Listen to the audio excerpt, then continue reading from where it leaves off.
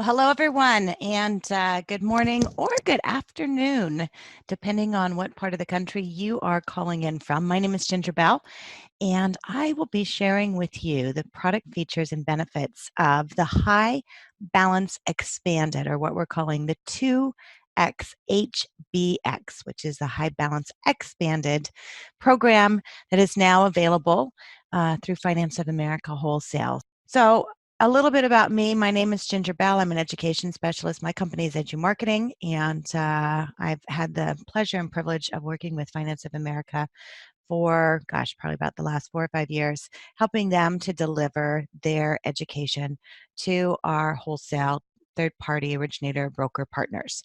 And so this is a product that I'm very excited about being able to share with you because it provides an opportunity, especially for those of you who are in areas where you have jumbo loan sizes or you're falling into some of the challenges as far as loan limits. So this is an opportunity for you to be able to really tap into a market that you may not be getting into.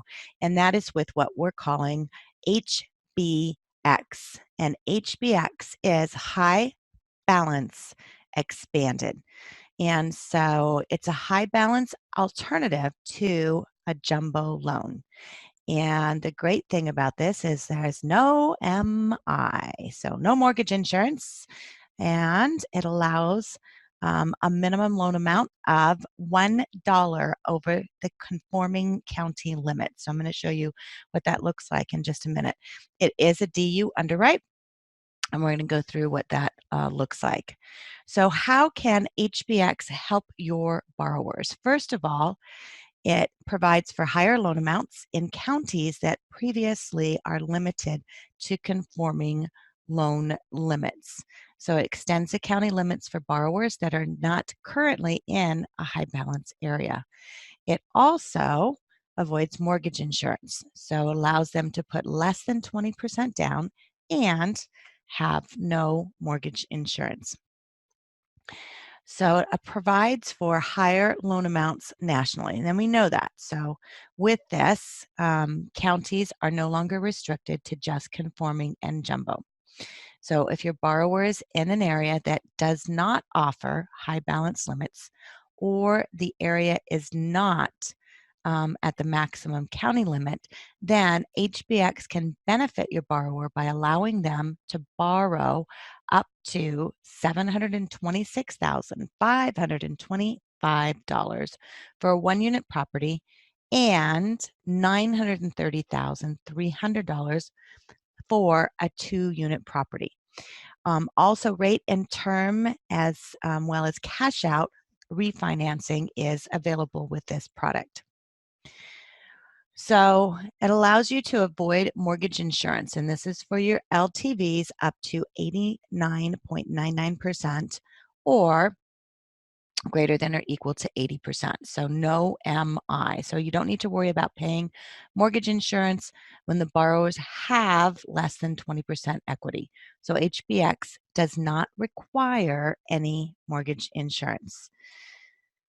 Now, I want to remind you, if you do have questions along the way, you can use the Q&A box, and you may not have any questions yet because I really haven't gotten into a whole lot. But if you do have questions, please feel free to either type them in the Q&A box or tap them in the chat box. As I said, I do have Mindy Perlmutter on the line with me, so if we get any specific underwriting questions, she can help us with those as well. But let's get to know HBX. So HBX is available for a 30-year fixed rate only. And as I shared earlier, it's for up to $726,525 for a one unit and $930,300 for two units. It is eligible for 1 to 2 unit properties, PUDs, as well as Fannie Mae warrantable condos. And this is available on primary residence as well as second homes. It is not available for investment properties. So your primary residence and your second homes are both available there. So I know for some of you on the call, Tracy, you're in Bend, Oregon, so that's a great opportunity for you, especially with second homes. So let's look at the across the country, what we're looking at, and the minimum loan amount is $1 over your county limit. So the minimum loan amount, $200,000 up to high cost limit. This is the Conforming Loan Limit Map for 2019. So looking at this map indicates what areas offer high balance loan limits. And all counties except Orange are eligible for HBX. So looking at that, if you are in a particular area where that is in orange, those are not eligible for HBX. So HBX is available in all 50 states with the exception of purchase only in Texas and Florida. New attached condos must be Fannie Mae approved. So Florida, purchase only, Texas, purchase only, Florida, new attached condos must be Fannie Mae approved. So let's move on and look at what our loan amounts and DU examples are. I'm going to check to see if we have any questions yet. Before I do, looks like we're okay. So this is a guideline just to kind of give you an idea on how this works and some examples. We're going to look at the loan amount and then the DU examples per county. So the county we're looking at is Bucks, Pennsylvania. Bucks, Pennsylvania, if I could only speak English. The county loan limit there is $484,350. So under a DU eligible approval, your minimum loan amount that you're going to get for a DU eligible is $200,000. The maximum is $484,350, which is the county limit. But in order to do the minimum loan amount, you take that minimum of $1 over and have a DU ineligible, then your maximum loan amount under the HBX would be at $726,525.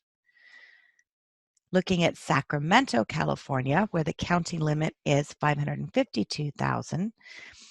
Same thing as far as your DU approved eligible, that's what you're going to be maxed out. However, under the HBX, when the loan amount is $1 over the county limit, so you go to the $552,001. Now it allows you to be eligible for $726,525, and then you're going to get your DU ineligible, which is what we want on the HBX. Now, Los Angeles, the county limit is at the $726,525. And so you're going to, under DU, have that eligible to that maximum loan amount, and that's going to be the maximum loan amount on the HBX. And so it's one of those things you want to make sure you're looking at, obviously what the county limit is, and looking then at what the high balance county limit is. And so those are the things that you want to look at when you're seeing whether these are eligible or not.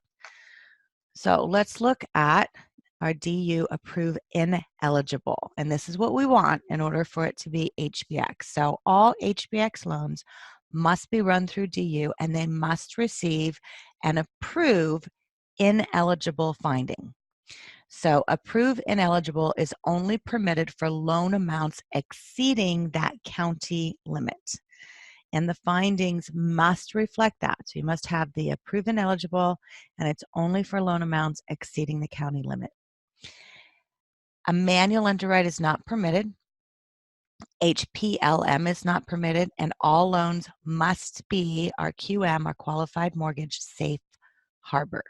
And so those are all the things that you need to look at in order to meet the qualifications. And let's look at those qualifications. So HBX offers LTVs to enter 90% on a residential primary residence, 1-unit purchase, and rate and term refinance transaction. We have minimum credit score requirements there. So minimum FICO is 700 with a maximum a DTI of 40%. We'll need 12 months of reserves. With a 720 credit score, then the maximum DTI is 43%. We need 15 months of reserves. And then going down, you can look at as far as if your maximum LTV is at 85%, 80%, etc.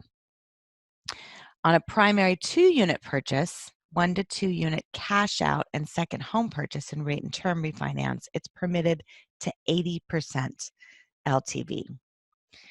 And for a second home cash out and primary 2-unit refinance is permitted up to 75% LTV. The maximum cash out is determined by DU. And so 3 months of reserves are required with LTVs that are greater than or equal to 80%. Reserves increase up to 15% a month based on the LTV and the FICO and the debt to income ratio. A maximum debt to income ratio is 43% when the LTV is less than or equal to 80%, or if the LTV is greater than 80%, the borrower must have a 720 FICO score. And then, looking through this, and I'm not going to go through all of them as far as a second home, but this is what you want to look at as far as the qualifications. And so we have a question as far as if a refi is allowed to the county loan limits under this program. And Mindy is answering, approved eligible is permitted up to the county limit, and then $1 over the county limit is permitted with approved and eligible. And so those for refis. And next, let's look at that. So if we go through, oops, we have arrows here I forgot to hit. So let's talk about our eligible borrowers. They must be a U.S. citizen, permanent and non-permanent resident. Non-occupant co-borrowers are permitted. A non-permanent resident must meet the FAM visa classification policies and have a history of renewal and 2 years of U.S. income that's reported on tax returns. First-time homebuyers are also permitted with no restrictions. Now, we had on the intro on this particular webinar, Simplified Credit Guidelines, and we had a couple of questions on that. It's like, what does that mean, Simplified Credit Guidelines? So this is what this means. The HBX follows DU findings for credit, except, so a couple of things. A 660 minimum credit score. Next, we have 2 FICO scores that are required. So they have to have a 660 and they have to have at least 2 FICO scores. They need to have 0 times 30 in the last 12 months on their mortgage or rental history, and that's for all properties. And then also, extenuating circumstances are not permitted for DROG credit events. And so when you go through these, you want to know, obviously, that these are some pretty simple credit guidelines when you're looking at being able to get a financing, especially without the mortgage insurance. And that's typically something that you need to have. So let's talk about liabilities that are not permitted. And so these are the things that are not permitted under the HBX. The first thing is it's not permitted to exclude business debt even if the borrower is the primary obligatory, regardless if it's paid by the business. You also may not exclude debt when the borrower is the primary obligator, and you may not exclude debt when you're paying off or paying down any debts in order to qualify. So those are the things that are not permitted. Business debt's not permitted to be excluded from the qualifying ratios. Paying off or paying down debt to qualify is not permitted. Let's talk about income. So this is a QM product, or qualified mortgage product. So we still need 2 years of income documentation, and that's required even if you get a DU that's only calling for 1 year. Under this product, we need to have 2 years of income, and this product does not allow for standalone BOE or day one certainty to document any income. And again, this is one of those expanded product offerings to be able to allow you to provide an option for your customers that are getting into some of these jumbo loans without having the mortgage insurance and being able to still get that DU approved and eligible. So here's your requirements for your income. And this is based on the type of employment this is what's required. So if we're looking at a wage earner, we need pay stubs for the most 30 days, W-2s, tax transcripts, and the VOA. For your self-employed borrowers, we need 2 years of signed and dated tax returns. This includes all schedules, your year-to-date pay stub, if it's applicable, and then we need a profit and loss balance sheet, cash flow analysis, tax transcripts, as well as a VOE. For rental income, need 2 years signed and dated tax returns, need the lease agreements, and need 2-year landlord history that's required. For assets, reserves are more restrictive of published guidelines or DU findings, and standalone VODs are not permitted. And the reserves must be documented based on the more restrictive of the published guidelines. And so you want to make sure and look at that product matrix or to look at that DU findings. Also, business funds are not permitted. So important to remember that. Maximum finance property. So there is an opportunity, and especially, as I said, if you're in an area where you're doing a second home or they have rental homes, or there's a lot of individuals now that are creating a pool of investment properties. So the nice thing about this product is multiple finance properties are permitted and will follow Fannie Mae. Unlimited amount when the subject property is a primary. Up to 10 is permitted when the subject property is a second home. Additional reserves are required on top of what is already required per the product matrix, and the reserves are based on the aggregate unpaid principal balance. So remember, 720 is a FICO score that's required when the subject is a second home, and it's combined with the borrower has 7 to 10 finance properties. So those little caveats right there. So little things to pay attention to, and all of these are in the guidelines and in the matrix as well. Now let's talk about appraisal. One full appraisal is required.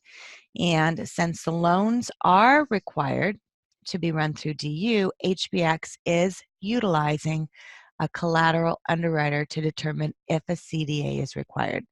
So even though the loans are run through DU and using CU, PIWs are not permitted.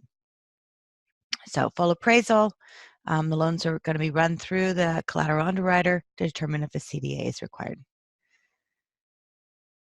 Let's talk about the Collateral Waterfall and what this is under a collateral underwriting score. And this is a collateral desktop analysis. This is when a CDA is required. So if you're looking at, you have a score that is less than or equal to 2.5 under your collateral underwriter score, then you do not need a CDA. But if it's greater than the 2.5, then you will need the CDA. And based on the tolerance of the CDA and the appraised value, that will determine if a full desk review is required. So if the CDA is plus or minus or equal to the 10%, no additional valuation required. But if it's greater than the 10%, then you'll continue to the next step in the waterfall, which is a full desk review, which the underwriter is going to take care of this. So it's one of those things that you'll just need to obviously be in touch with your account executive to find out how that comes out and if a CDA is required. So if the full desk review is within that particular amount of the plus or equal to 10%, then no additional valuation is required. But if it's greater than the 10%, then you're going to need to continue on. And this is what is called the waterfall, which is an additional appraisal. And if you have the two appraisals, the lower of the two appraisal will be used to calculate the LTV and CLTV. And obviously that's kind of a common sense thing there. That's why we're getting two appraisals. So let's talk about some additional resources here. So product development has added an additional resource to help you identify any overlays from the Fannie Mae products and the HBX overlay matrix. can be found. I'm going to show you where we can find that as a resource in a little bit. But this is just a way for you to quickly look at as far as what the policy is. So under HBX, minimum credit score 660, mortgage housing history 0 times 30 in the last 12 months, and that's for all properties owned. 2 credit scores that are required per borrower. Debt must be included when the borrower is a primary obligator regardless if it's paid by the business, and the debt must be included when the borrower is the primary obligor. The installment debt must be paid down less than 10 months, requires reserves to cover outstanding balance, to not count into the DTI. Any extenuating circumstances or any major derogatory events are not permitted. VOE, standalone VOE is not permitted. And for income, use of DU findings for income documentation is not permitted. And you're going to document all income sources. Assets as income, not permitted. I went through the requirements as far as self-employed borrowers, but under that, for self-employed borrowers receiving 1099 are considered self-employed. A profit and loss and balance sheet are required for all businesses owned, and year-to-date pay stub is required if applicable. Under our assets VOD, a standalone VOD, again, is not permitted. And here's your reserves. And it goes through your 12 months requirements, your 15 months, your 6 months, your 9 months, and your 3 months. So you can look through that. And then you want to look to the Two-X HBX guidelines for a complete list of any ineligible assets. So where's everything located at? So the information that you will find as far as the product guidelines and the matrices and the things we just talked to as far as the resource sheets, you will find those, the product guidelines and the overlays, posted to Platinum underneath Resource Central, Program Guidelines, and Jumbo. So when you're looking for the guidelines, this is where you want to go. So you can find the product guidelines there, you can find the overlays there, and you're going to start at Platinum and then go to Resource Center, then to Programs and Guidelines, and this is under Jumbo.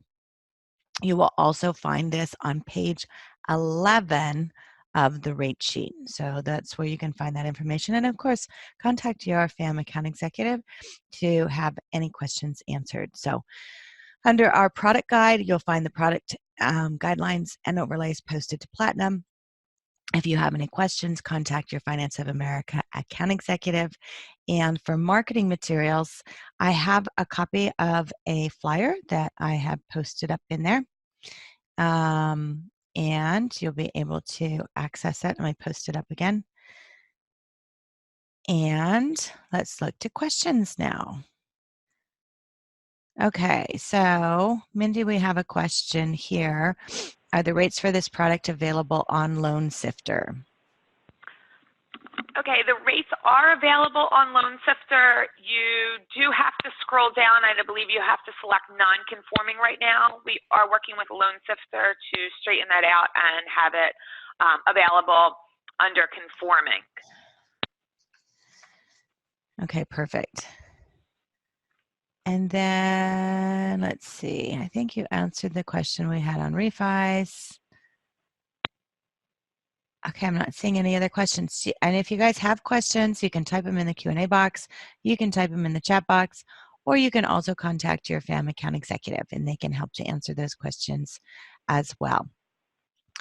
So yes, available in Loan Sifter. It's also available on the rate sheet, and you can find all the product guidelines and overlays that are posted to Platinum under the Resource Center, and it's Programs and Guidelines and Jumbo. So I'm not seeing any other questions, which is great. Whoops, we do have one question. Will you accept appraisal transfers under this product? Let's see, let's pull up the guidelines. Transfer appraisals are permitted. There's a couple requirements that you need to follow, but overall they are permitted. Just refer to your guidelines. Cool. Okay, good. And that's all I am seeing. Nope. Is that it? No, thanks. That's it. Very good. Okay, well, I'm going to let you go. And you guys go get yourself an HBX loan and use the flyer. And Mindy, thanks for hopping on. I appreciate it. Thanks, Ginger. Okay, thanks, guys. Thanks, everyone.